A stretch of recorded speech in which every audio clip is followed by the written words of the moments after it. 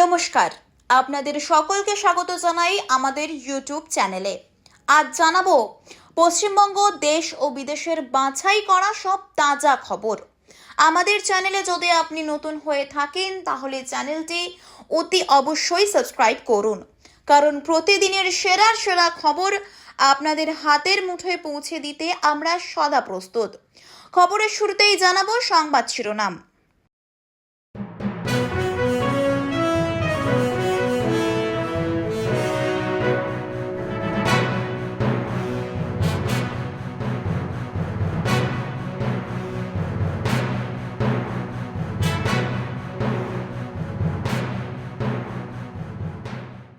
ফের সামনে উঠে এলো আরও এক নৃশংস হত্যাকাণ্ড। প্রেমিকার যৌনাঙ্গে হাত ঢুকিয়ে তাকে খুন করল তারই প্রেমিক। এই পৈশাচিক ঘটনাটি ঘটেছে উত্তরপ্রদেশের ফাতেপুরে। যদিও ধর্ষণের কথা এখনো স্বীকার করেননি অভিযুক্ত, তবে গোটা ঘটনার তদন্ত করছে পুলিশ।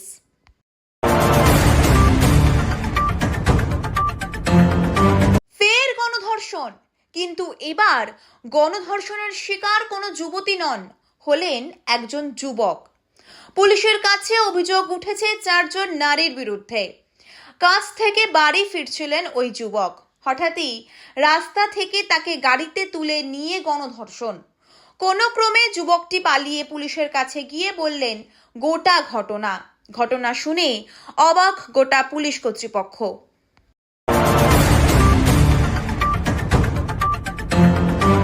আবারও কৃতিত্ব দাবি মার্কিন প্রেসিডেন্ট ডোনাল্ড ট্রাম্পের। ভারত ও পাকিস্তানের মধ্যে যুদ্ধবিরতির কৃতিত্ব দাবি করলেন তিনি। বাণিজ্য নিয়ে তিনি চাপ সৃষ্টি করেছিলেন, তার দাবি 24 ঘন্টা সময় দিয়েছিলেন তিনি। শুধু তাই নয়, মোট 7টি বিমান নামানো হয় ভারত ও পাকিস্তানের সংঘাতে বলে দাবি করেছেন তিনি।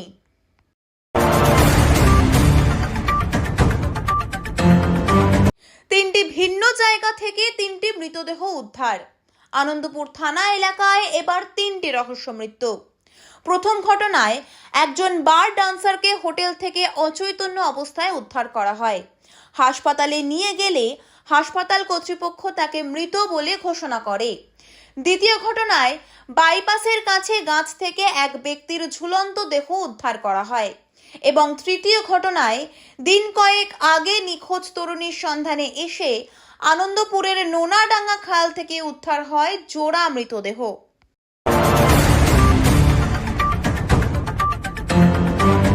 উত্তরপাড়ার মিষ্টির দোকানে প্রকাশ্যে এক নাবালিকাকে খারাপভাবে স্পর্শ করলেন এক ব্যক্তি।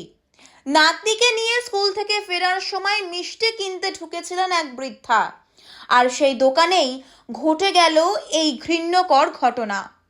সিসিটিভি ক্যামেরার ফুটেজে দেখা গিয়েছে লোকটি অছিলায় নাবালিকার শরীরে খারাপভাবে স্পর্শ করেন এবং জোর করে তাকে চুম্বন করেন কয়েকবার।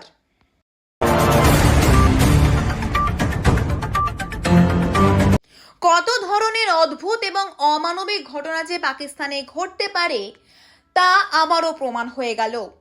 ধর্ষককে শাস্তি না দিয়ে ধর্ষকের বোনকে তুলে নিয়ে আসা হলো এবং প্রকাশ্যে ধর্ষণ করা হলো। গ্রামের মানুষের সামনেই নিরপরাধ মেয়েটির ওপর চালানো হলো অত্যাচার।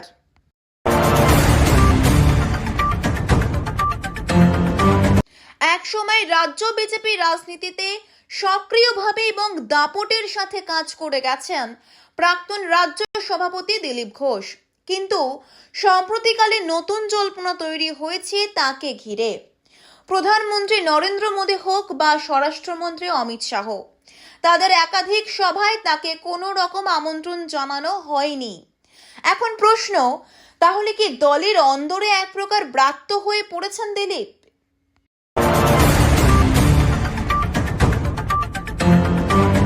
এ কি অবিশ্বাস্য কাণ্ড!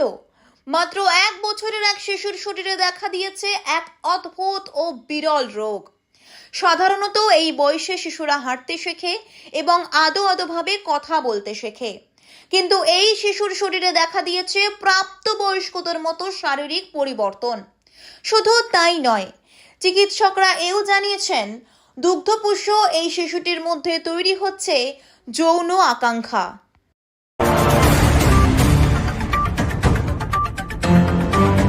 4 সপ্তাহের টানা বর্ষণে পাকিস্তানের প্রায় 120 জন মানুষের মৃত্যু হয়েছে, আরও বহু মানুষ নিখোঁজ। দেশের বন্যা পরিস্থিতি এমন এক জায়গায় পৌঁছেছে যে প্রশাসনকে যুদ্ধকালীন তৎপরতায় বহু মানুষকে নিরাপদ জায়গায় সরিয়ে নিয়ে যেতে হচ্ছে। আর এই পরিস্থিতি মোকাবিলার জন্য পাকিস্তানের পাশে দাঁড়িয়েছিল ভারত। কিন্তু পাকিস্তান ভারতের এই মানবিক উদ্যোগকে এবার কূটনীতিতে ব্যবহার করে নতুন খেলায় নেমেছে, আর তাতেই অবাক আন্তর্জাতিক মহল।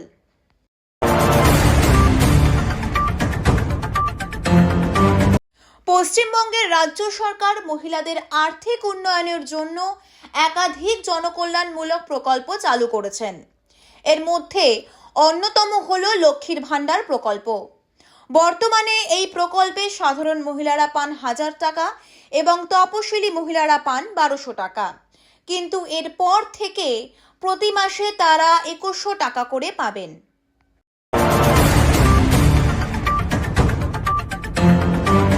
এবার আরও এক ধাপ এগোলো ভারতের প্রতিরক্ষা শক্তি।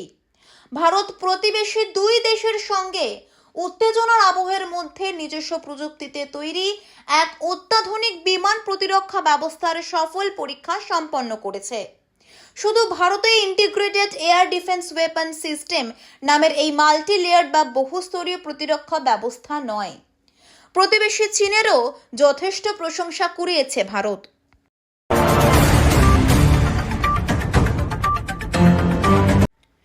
বাড়ির মালিকের হাতে ধর্ষিত গৃহবধূ। এবার এক নারকীয় ঘটনার সাক্ষী হলো মহেশতলা। নির্যাতিতার স্বামী হলেন একজন ট্রাক চালক, তাই বেশিরভাগ সময়ই তিনি বাড়ির বাইরেই থাকতেন। আর সেই সুযোগেই একদিন গৃহবধূকে ছাদ থেকে টেনে ঘরে নিয়ে গিয়ে ধর্ষণ করেন তিনি। আর প্রমাণ লোপাটের জন্য ধর্ষক নির্যাতিতার গায়ের নাইটি পুড়িয়ে দেন।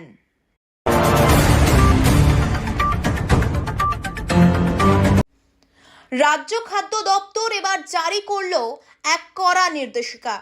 বায়োমেট্রিক সংক্রান্ত সমস্যা বা আধার কার্ড না থাকলেও এবার রাজ্যের গ্রাহকরা বঞ্চিত হবেন না রেশন থেকে। বর্তমানে রাজ্যের প্রায় 98% গ্রাহক বায়োমেট্রিক পদ্ধতিতেই রেশন পেয়ে থাকেন। তবে কয়েকটি ক্ষেত্রে আঙুলের ছাপ বা রেটিনা না মেলার কারণে রেশন পেতে অসুবিধা হচ্ছিল কিছু বৈধ গ্রাহকদের।